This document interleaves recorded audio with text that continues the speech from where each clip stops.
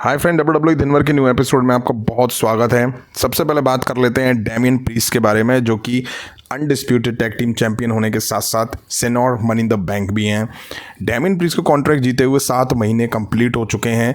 अब से कुछ टाइम पहले तो डब्ल्यू कम से कम कैश इन को लेके कुछ ना कुछ दिखाती थी, होगा नहीं होगा, बट इसकी हाइप बिल्कुल भी नहीं है इस टाइम। जबकि सुनने में आया था कि साल 2023 का जो mister money in the bank winner होगा वो जल्दी कैश इन कर लेगा, बट अभी तक तो ऐसा हुआ नहीं है और पता भी नहीं है कि कैश इन कब होगा। हो सकता है कि रेसलमेनिया तक का वेट करा जा रहा हो। अगर वहाँ ऐसा होता है तो देखना ये होगा कि ये सक्सेसफुल होता है या नहीं होता है। वैसे आपको बता दूं कि डैमियन प्रीस्ट जब मनी इन द बैंक जीते थे तो इस तरह के रूमर्स काफ़ी आए थे कि जब भी वो कैश इन करेंगे सक्सेसफुल होंगे। अब कब करेंगे कब नहीं ये तो खैर आने वाला टाइम बताएगा। कहीं ऐसा ना हो पिछले कुछ सालों की तरह जल्दबाजी में इसको भी फेल करा दिया जाए। अब बात कर लेते हैं अलेक्सा ब्लिस के बारे में। अलेक्सा ब्लिस काफ़ी टाइम से डब्ल्यूडब्ल्यूई से दूर चल रही हैं। वो प्रेग्नेंट थी, जिस वजह से वो दूर चल रही हैं। उनकी डिलीवरी हो चुकी है, काफ़ी टाइम हो चुका डिलीवरी हुए। अब सवाल ये कि अलेक्सा ब्लिस कब दिखाई देंगी, क्या वो रॉयल रंबल में दिखेंगी?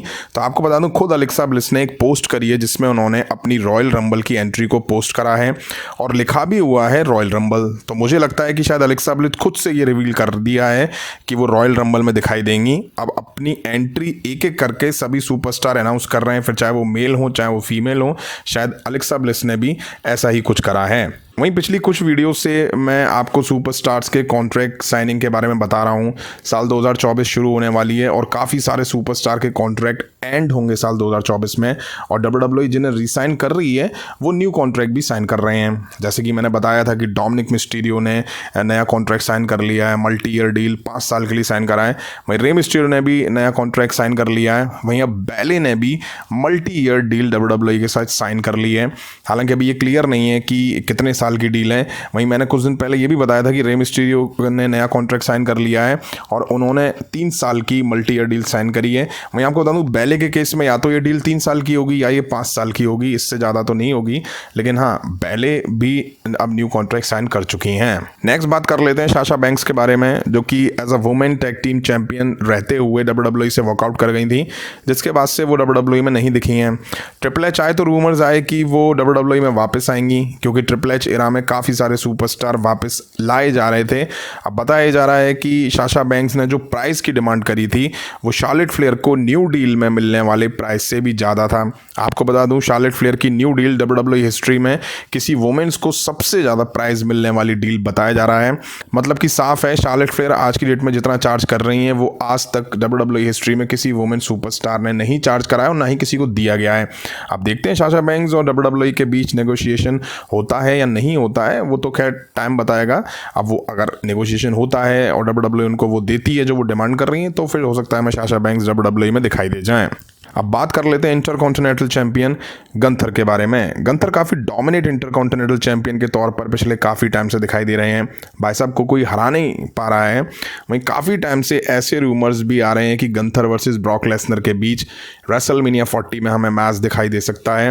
वहीं खुद गंथर ने फिर से कहा है कि मुझे खुद को रिंग में ब्रॉक लेसनर के सामने साबित करना पड़ेगा। वाकई गंथर ने अब तक जिनको भी हराया वो एक तरफ और ब्रॉक लेसनर एक तरफ। अब देखना ये इंटरेस्टिंग होगा कि अगर ये मैच डब्ल्यूडब्ल्यूई कराती भी है तो क्या ये इंटरकॉन्टिनेंटल चैंपियनशिप मैच होगा या ये नॉन टाइटल मैच होगा? क्या डब्ल्यूडब्ल्यूई इतने सालों बाद इतने बड़े सुपरस्टार को मिड कार्ड टाइटल में डालेगी? क्योंकि ब्रॉक लेसनर काफ़ी सालों पहले मिड कार्ड चैंपियनशिप वाले सुपरस्टार रहे ही नहीं है।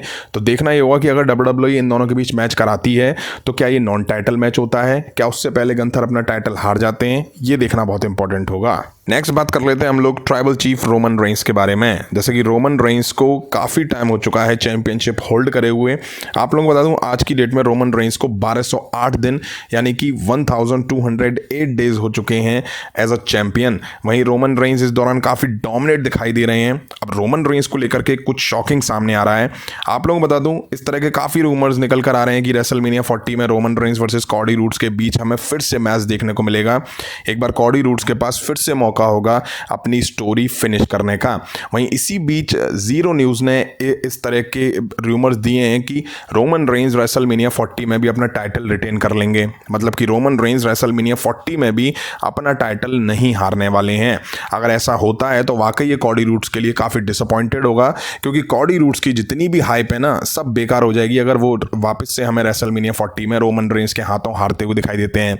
अब आप कहेंगे कि रोमन रेंस के टाइटल रिटेन करने के पीछे रीज़न क्या है, तो रीज़न ये है कि भाई देखिए, रोमन रेंस को 1208 दिन हो चुके हैं और वो बहुत ही करीब हैं, करीब तो नहीं कहूँगा, लेकिन हाँ उनके आगे जो रिकॉर्ड आता है वो आता है 1474 डेज हल्क हॉगन का, जो कि WWE अब चाह रही है कि इतने दिन रोमन रेंस चैंपियन रहे तो कुछ दिन और चैंपियनशिप उन्हें होल्ड करवा के एटलीस्ट हल्क हॉगन का रिकॉर्ड तो तोड़वा दिया जाए। अब आपको बता दूं, अगर रोमन रेंस रेसलमेनिया 40 में टाइटल रिटेन करते हैं और हल्क हॉगन का रिकॉर्ड वो तोड़ने आते हैं, तो आपको बता दूं रॉयल रंबल 2025 के आसपास रोमन रेंस हल्क हॉगन के रिकॉर्ड को तोड़ पाएंगे।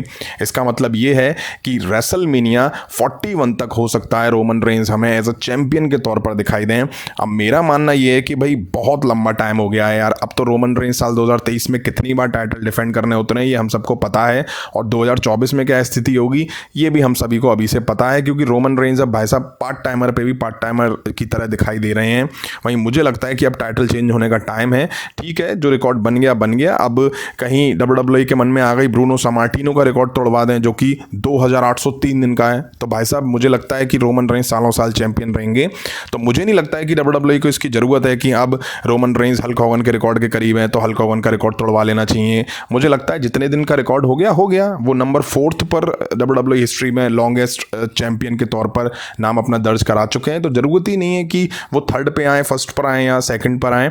मॉडर्न इरा के सबसे लॉन्गेस्ट चैंपियन है, इतना ही काफ़ी है रोमन रेंस के फैंस के लिए, क्योंकि अब मेजर जो चैंपियनशिप है वो हमें काफ़ी सारे बड़े बड़े पेपर व्यूज़ में नहीं दिखाई देती है। अब आपका क्या मानना है, क्या रोमन रेंस को टाइटल रेसलमेनिया 40 में रिटेन करना चाहिए या कॉडी रूड्स को अपनी स्टोरी फिनिश करते हुए दिखाना चाहिए WWE को? तो फ्रेंड ये थी कुछ WWE से रिलेटेड इंटरेस्टिंग अपडेट्स। उम्मीद है वीडियो आप सभी को पसंद आई है। यहाँ तक देखिए और वीडियो को लाइक नहीं करा तो लाइक करें, शेयर करें अपने फ्रेंड्स के साथ। मिलता हूँ जल्दी नेक्स्ट वीडियो में। Thank you.